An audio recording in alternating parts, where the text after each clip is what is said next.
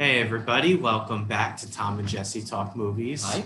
Hi, I'm Tom. I am Jesse. And today we are going to continue Tommy Lee Jones month Favorite month of the year. and wrap it up with a little film he did called Natural Born Killers, directed by Oliver Stone, and story credit from Quentin Tarantino. Has a bit of story do you want behind to get into that now? We will. Sure. This is a movie I've never seen before. Have you? I saw it once, maybe Okay. 8 or 9 years ago. My initial reaction was Okay. not good. So this was a first time watch for me. So let's get into it. The film stars Woody Harrelson and Juliette Lewis, Tommy Lee Jones, of course, and Tom Sizemore. Yes, thank you, and Robert Downey Jr. And the film kind of focuses on Woody Harrelson and Juliette Lewis, a couple who are kind of like on the road committing murders. Right. And the media becomes fascinated with them, and the cops are after them, and so forth. Mm-hmm. This was directed by Oliver Stone, did such films as W, Born on the 4th of July. I figured you would have led with Platoon, but W. Platoon, okay. yep. So I've seen some of his stuff. Wall Street. I've never seen Wall Street. I know Wall Street, okay. Story credited by Quentin Tarantino, but written by others, David Velos and Richard Rutowski. Not good with pronouncing names. But originally, Tarantino did write the script, and these two other guys came in, and I think even Oliver Stone completely reworked it. They kept a lot of the same dialogue, but they changed, the story and the character interactions. But I don't know how you do that without changing dialogue, but Yes. why not?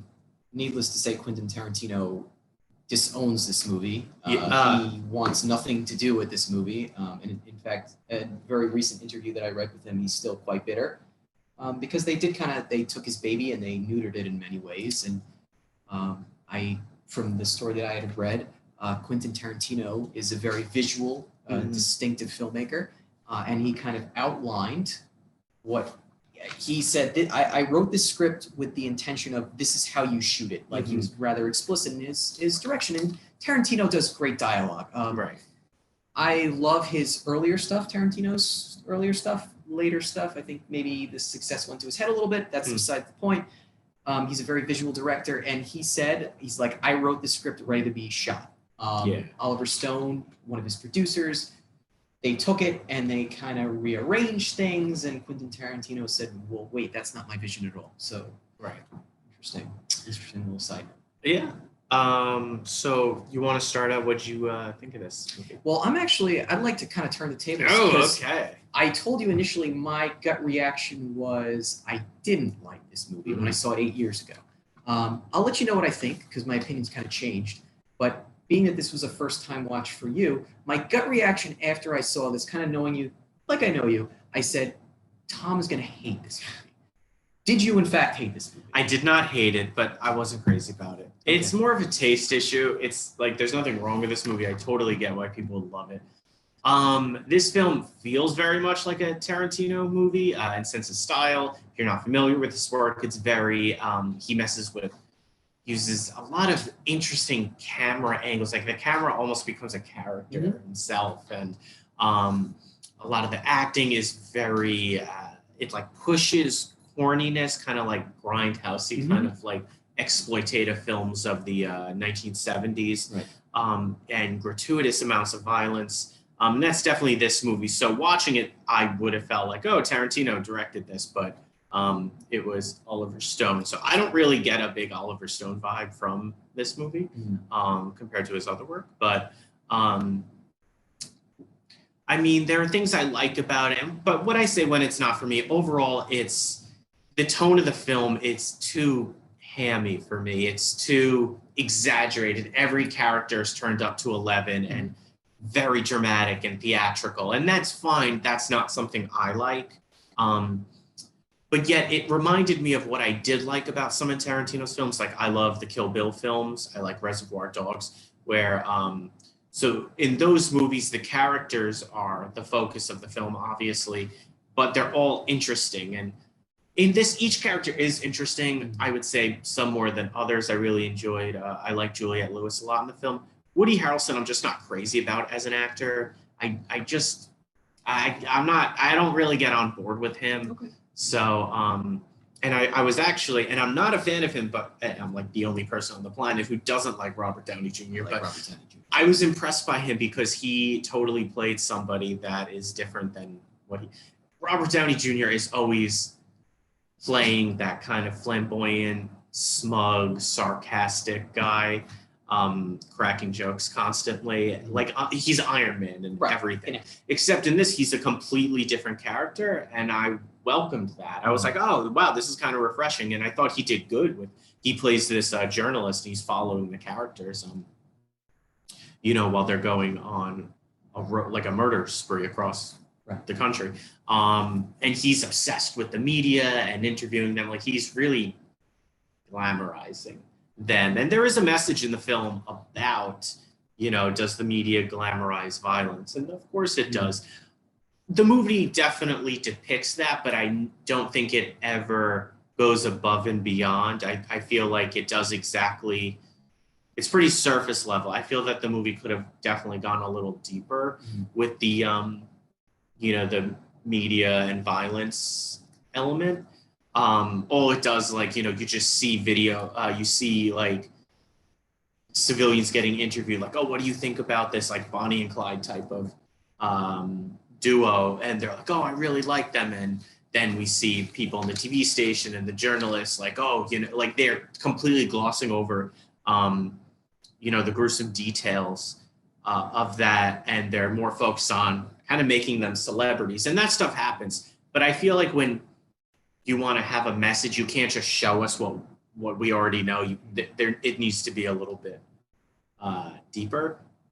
But it's entertaining. But like I said, a lot of the tone is very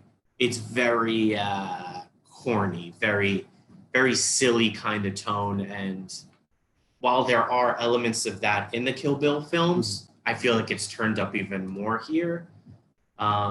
So it's not something I would watch again, but it's not a bad movie at all. There are things I like, but I'll let you. Well, I want to ask you a question before I kind of jump into it. In that, I don't want to get too political. It's certainly not the purpose of the discussion. Right. But this movie had kind of a very lasting impact on. I mean, I think Ireland had banned this movie in its original cut until 2015. Okay. They had to edit some of the violent scenes out in order to finally get approval. This is, like you had kind of alluded to, it's a hyper violent movie, and some of the depictions of murder are rather graphic. But my question for you is, again, not getting too political, this is kind of a movie that certain execrable individuals that perpetrated some really bad crimes have gone back and they've interviewed these people that have perpetrated these crimes, and they said, well, you know what, Natural Born Killers was what I used. I was influenced by Natural Born Killers. Yeah. Now, do you think, because I got from the message of the movie, this is my personal opinion, that it's not so much glorifying or exalting the violence and the hyper-violence, it's turning a lens on really the other people, the media specifically, hey, you're creating these people. Yes. I didn't get the impression that this is Oliver Stone giving his stamp of approval saying, we need to really elevate these two characters as they're killing people. No, it's the absurdity and the hypocrisy I felt of the media. I want to know, what message did you get from the movie? See, I feel like it could have done better with its message. I don't think this movie is not glorifying it. It's depicting, it's just taking what we see on the news now, or CNN, Fox News, MSNBC, everyday news. It's just showing, it's mimicking what they do, and that's fine, but that's still not a message. All you're doing is just copying what they do. And that's fine. If you want to depict violence as wrong, don't just show us violence, have a message in there. So I think they could have done better with a deeper message, instead of saying oh, media and people are obsessed with violence, so we're going to show people being obsessed with violence in the movie. It's yeah, we get that.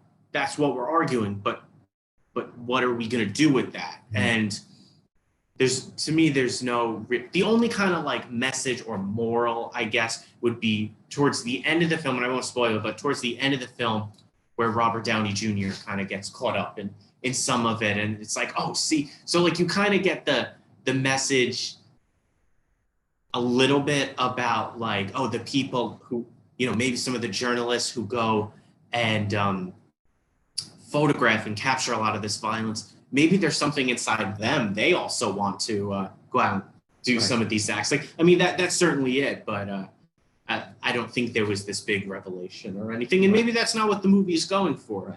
But then don't advertise it as like, oh, it has a message about how media is obsessed with violence. Because all you're doing is showing us scenes of newscasters being obsessed with violence. Yeah, great, but show us, like, what are we going to do about that? Right. Do you see what I'm saying? No, I see what you're saying. And again, I take the stance of, yes, it's almost like hyperbolically violent at times. And and I'm fine with that. Look at Kill Bill and Tarantino. He's known for, I've seen him in interviews. Absolutely. I remember, and that's what makes Tarantino work. And Tarantino is not for everybody. I mean, there are as many people that love Tarantino, there are his detractors that will say his movies are garbage and they're just grindhouse nonsense and I can't watch this stuff. But I mean, yes, you have to have a, for lack of a better word, special taste for these kind of movies. Exactly. It's not for everybody. So I can totally see why people like this movie, and I get it. But like I said, it's more of a tone thing for me with maybe a little too goofy. A little too goofy at times, but like Tom Sizemore does a good job, and so the actors do a good job. I just feel like I've also seen a lot of other movies that came after it that I enjoyed more. Like, I see where Rob Zombie got some of his influence from. And I enjoyed, like, he did this film called The Devil's Rejects, which is very similar to Natural Born Killers. It's people going on a killing spree on the road, FBI after them. There's, we're showing them on TV and the media picks up. And that's cool. I just find that to be a more interesting movie. Yeah. I loved it. I absolutely loved it. And it's so funny because the first 15 minutes or so, the movie opens. It's a scene, very nondescript scene in a diner. And that's your introduction to Woody Harrelson and Julia Lewis. I like that scene. I like the introduction. And you're trying to understand what these people are. And Woody Harrelson's character, he's kind of a charismatic guy, which is why, later on in the film, Robert Downey Jr., who is the reporter, is clamoring to try and get this interview with the guy that killed 45 people, because he's this charismatic character, Woody Harrelson. And they're at a diner. Juliette Lewis is dancing by the jukebox, and some guy comes in and he makes this kind of offhand remark, this suggestive remark to Juliette Lewis, and that's what kind of induces this killing spree.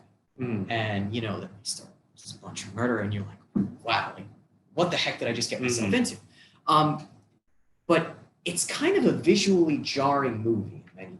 I appreciated the visual aesthetic of the film, and I like what they did with how they're telling the film. I appreciated the black and white cuts and stuff, I like that. And that's what I was going to get into, because what you kind of have is, as Tom was just kind of talking about, is that you might have a certain take, you might have a piece of dialogue, you might have a gesture, and that gesture, that line of dialogue is then reshot, maybe at just a different angle in black and white. And it almost appears as though a jump cut or something like that, to that effect. Yeah. But it just works because it's a distinctive style that matches kind of the absurdity of some of these characters. I really like the way that this movie was shot, actually. I do too. I appreciated that. It's like, say you see characters walking down a hallway, the camera will focus on, say, like Tommy Lee Jones, and then the camera will pan over to Tom Sizemore, but he's in black and white, and it's kind of staticky or fuzzy, and I actually kind of like it. Intercut with that, you have like this random shot of bees and flowers blooming, but it's like the characters in this movie are so unhinged that none of this seems out of place. There's this really comedically bizarre, and I loved it. The introductory, like, the meeting of Juliette Lewis's character and her parent, her home life. her home life is Rodney Dangerfield plays the father, and he's great in a little. Does his job. Yep. It's presented as a sitcom, so there's a laugh track in the background, but it feels like a different movie for a second. It feels like a different movie, but then you start getting into it, and she's kind of abused, Juliette Lewis's character, and you kind of see the seeds, how they're being sown for her. It's a dysfunctional thing. It's a dysfunctional. So you see her background. And it's the juxtaposition of this really terrible and bleak subject matter. She has a terrible home life. Mm-hmm. Her mother does nothing to protect her. Right. And you have this really jarring laugh track in the background. And it's just, this movie is so absurdly brilliant. It's like, and maybe I'm going overboard with absurdly brilliant, but there's another scene that strikes me. Woody Harrelson and Juliette Lewis were snake bitten, right? Yeah, so in the desert. In the desert, and then they're going through a pharmacy because they need to find like this anti-venom cure. I liked that pharmacy scene. And the pharmacy itself was in this really dingy green color. I'm a fan of that. I like that. I could go on forever about this. I really like this movie. I really like the characters. This is an incredibly hyper-violent movie. It's a subversive movie. I understand why so many people would be put off by this. Like you said, it's got Quentin Tarantino's stamp on it. And it felt like the Quentin Tarantino I fell in love with this as this sort of amateur filmmaker wannabe that I wanted to grow up to be Quentin Tarantino at one point. A lot of this sort of recaptures what it is that made Quentin Tarantino special to me. And again, he is credited with story credit, certainly. Robert Downey Jr., Tommy Lee Jones, Tom Sizemore, they're really these depraved, wicked individuals, and everyone has an ulterior motive in this movie. With the exception, maybe, you could make the argument, the most authentic, the most candid characters in the movie are the two psychopaths that are on killing spree. Robert Downey Jr. wants to get the story of the century. He wants to be incredibly rich, and Tom Sizemore has his hand in all sorts of depraved stuff. I mean, it's the avarice of these characters. It's really, really interesting that you can say that the two most realistic, authentic characters are, Juliette Lewis and the Native American. And the Native American. Yeah. The Native American. Small part. But... There's a small part, and that's almost where Juliette Lewis has this epiphany. They travel again to this Native American reserve, and he's just a very pure man. Yeah. And it's almost as though there's this moment of introspection with Juliette Lewis, and they accidentally shoot him. And that's kind of like, it's like he was the one really good, wholesome character in the movie. But the film kind of needs that because it shows these characters are ruthless. Right. Listen, we've had this discussion before. You don't necessarily have to make a movie where you love every character. In fact, I would argue, I didn't love any character. There was no one I liked. And that's fine. You don't have to love the characters, but you have to enjoy them. They can't be like, I can't stand them, they're intolerable, and I don't like them. That would turn me. So interesting. They were, exactly. They are. I mean, Woody Harrelson, I wasn't crazy about his character, but it's more of like, I'm not crazy about the actor to begin with, but he did his job, I guess. One of the kind of criticisms that you had, and I'll certainly agree with, because I didn't think that this movie was flawless, but it gets a little slow at times. It feels a little slow. It does. For me, the action where I was like on the edge of my seat was when Woody Harrelson is eventually caught with Juliette Lewis. At the pharmacy? After the pharmacy. And they're sent to prison. From that point onward, that's when we get really the Robert Downey Jr. comes in and he starts giving the interview.